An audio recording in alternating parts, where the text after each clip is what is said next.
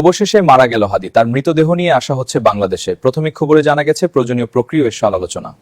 সবাইকে ছেড়ে না ফেরার দেশে চলে গেলেন ওসমান হাদি। হাদি ভাই মরে গেছে। We could not save Hadi. We are sincerely sorry. কিরে বাঙালি হালারা, আমারে খুঁজা লাভ নাই, আমারে পাইবি না, কারণ আমি এখন ভারতে। হাদির মাথায় দিচ্ছিলাম এখনো মরে নাই, তবে আমাদের টিমের বহুজন বাংলাদেশে আছে। নেক্সট টার্গেট মিস হয় না। আর শুন হালারা, তোরা যাদের কাছে বিচার চাস কোনো লাভ হবে না, এরা শেখ হাসিনার গোলাম।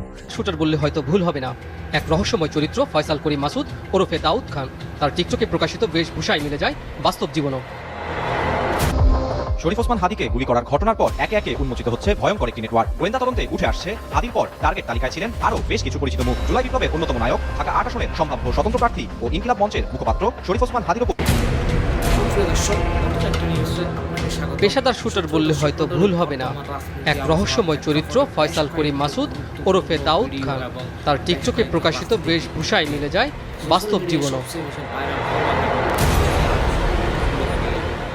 গোপন তথ্যের ভিত্তিতে চ্যানেল 24 এর অনুসন্ধান রাজধানীর পশ্চিম আগারগাঁওয়ে ফয়সাল করিম ও তার পরিবারের সন্ধান পাওয়ার চেষ্টা।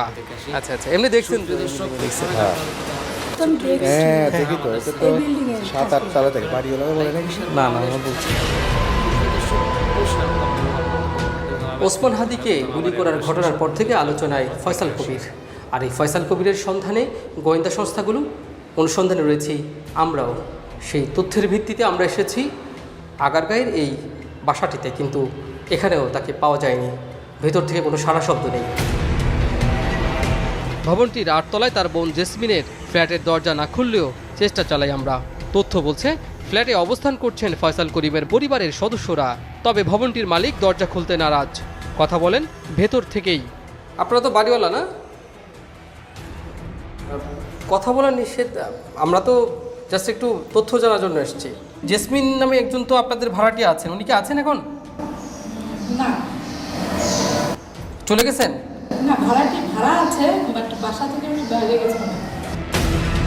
এরপরেও হাল না ছেড়ে খোঁজ চালাই ভবনটির বিভিন্ন ফ্ল্যাটে। এক পর্যায়ে এক বাসিন্দা জানান শুক্রবার ফয়সাল করিমের চেহারার সাথে মিল আছে এমন একজন সহ কয়েকজন দৌড়ঝাঁপ করেন সেখানে। মানে আড়াইটা 3টা, তাহলে 3টা থেকে আমি দেখলেই হবে, 3:15 থেকে আধা ঘন্টা দেখলেই হবে। 3:15 থেকে আপনি 4টা পর্যন্ত। বাইকের হদিস পাওয়া যাবে নিশ্চয়ই। বাইক এখানে আসছে, তাহলে ওরা বাইক নিয়ে আসছে। আমাদের নিচে সিসি ক্যামেরা আছে, ওরা লিফট ইউজ করে নাই। ওরা লিফট ইউজ করে নাই, এতগুলো ছেলে সিঁড়ি আসছে, লিফট ইউজ করে না কেন? লিফট ওপেন বন্ধ, তার মতো লিফটের ক্যামেরাটা ধরা খাবে। মোবাইল হারাই গেছে, মোবাইল পড়ে গেছে। তা আমাদের ডাউট লাগছে যে একটা মোবাইল পড়ে গেলে এতগুলো মানুষ কেমন? এবার অনুসন্ধান রাজধানীর আদাবরের 5 নম্বর সড়কে। কথা হয় ফয়সাল করিমের সাবেক শাশুড়ির সাথে। তিনিও জানালেন ফয়সালের ভয়ঙ্কর জগতের কথা। অবস্থা তো ও তো একটা রাস্তার টুকায় ছিল ধরতে গেলে ওর কিছুই ছিল না। আমার মেয়ে কিন্তু জব করতো আগে এখানে। আরেকটি তথ্যের সূত্র ধরে এবার যাওয়া যাক আদাবরের সুনিবিড় হাউজিংয়ে, যেখানে ফয়সালের খুব কাছের সহযোগী আলমগীরের তথ্য মেলে। স্থির চিত্র ও সিসি ক্যামেরার সূত্র ধরে স্থানীয়রা জানান ফয়সাল, আলমগীর, হান্নানরা একসাথেই চলাফেরা করত, নিয়ন্ত্রণ করত ওই এলাকার অপরাধ জগৎ। আলমগীরের সাথে তার সম্পর্ক কেমন ছিল? সম্পর্ক কেমন তা বলতে পারবো না, কিন্তু মাঝে মধ্যে আইতো, আমি এটা জানি। এখানে থাকে না, এখানে একটু সমস্যা, তার জন্য থাকে না। কতদিন যাবত? প্রায় সরকার পতন হওয়ার পর থেকেই থাকে। ও আচ্ছা আচ্ছা, মানে উনি কি রাজনীতি করতেন? তাহলে সেইভাবে রাজনীতি করতো না। এখানের লোকজন, আওয়ামী লীগের লোকজন ছিল, তাদের সাথে উঠা বসা ছিল এরকম। তাছাড়া তার কোনো পোস্টও ছিল না, কোনো ইয়াও ছিল না। আমি তার কিছু জানি না। সে যদি অপরাধ করে থাকে, অপরাধের সাজা আপনারা দেন। অনুসন্ধানে জানা যায় বিভিন্ন ঠিকানা বদলাতো ফয়সাল করিম। সক্রিয় ছিল আওয়ামী লীগের সাম্প্রতিক ঝটিকা মিছিলেও। কাজী ফয়সাল, চ্যানেল 24, ঢাকা। শরীফ ওসমান হাদিকে গুলি করার ঘটনার পর একে একে উন্মোচিত হচ্ছে ভয়ঙ্কর একটি নেটওয়ার্ক। গোয়েন্দা তদন্তে উঠে আসছে হাদির পর টার্গেট তালিকায় ছিলেন আরও বেশ কিছু পরিচিত মুখ। জুলাই বিপ্লবের অন্যতম নায়ক, ঢাকা ৮ আসনের সম্ভাব্য স্বতন্ত্র প্রার্থী ও ইনকিলাব মঞ্চের মুখপাত্র শরীফ ওসমান হাদির ওপর হামলা শুধু একটি ব্যক্তিকে লক্ষ্য করে ছিল না, এমন ইঙ্গিতই মিলছে গোয়েন্দা তদন্তে। তদন্ত সূত্র বলছে কিলারদের একটি হিট লিস্ট ছিল, যার প্রথম নাম ছিল হাদি। হাদির পরের তালিকায় উঠে এসেছে জুলাই বিপ্লবের আরেক নেতা হাসনাত আবদুল্লাহর নাম।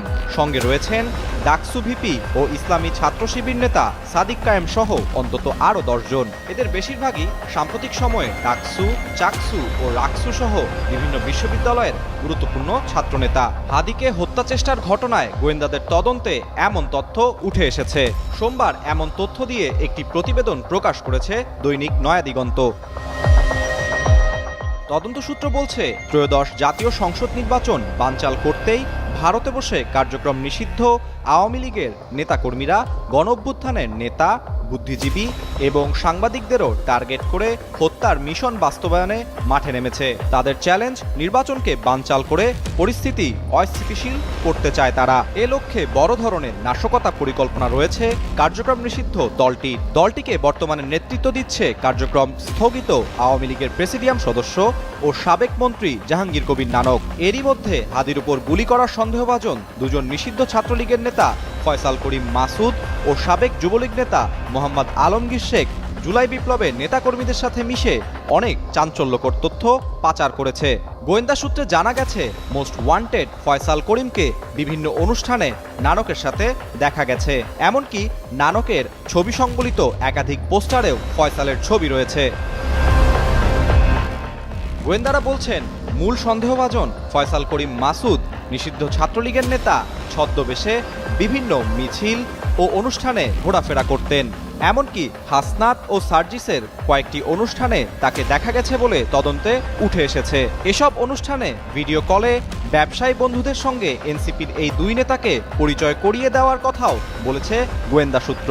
এছাড়াও নিষিদ্ধ দলের কিলাররা ছদ্মবেশে বিভিন্ন মিছিল মিটিংয়ে ঢুকে এমন আরও চাঞ্চল্যকর ঘটনার পুনরাবৃত্তি ঘটানোর পরিকল্পনা করছে বলে জানায় গোয়েন্দা সূত্র। এদিকে ওসমান হাদির উপর হামলার ঘটনার 3 দিন পর হত্যা চেষ্টা মামলায় ফয়সাল করিমকে আসামি করে গত রোববার রাতে পল্টন থানায় মামলা হয়েছে। এই মামলার তদন্তভার এখন ডিবির হাতে।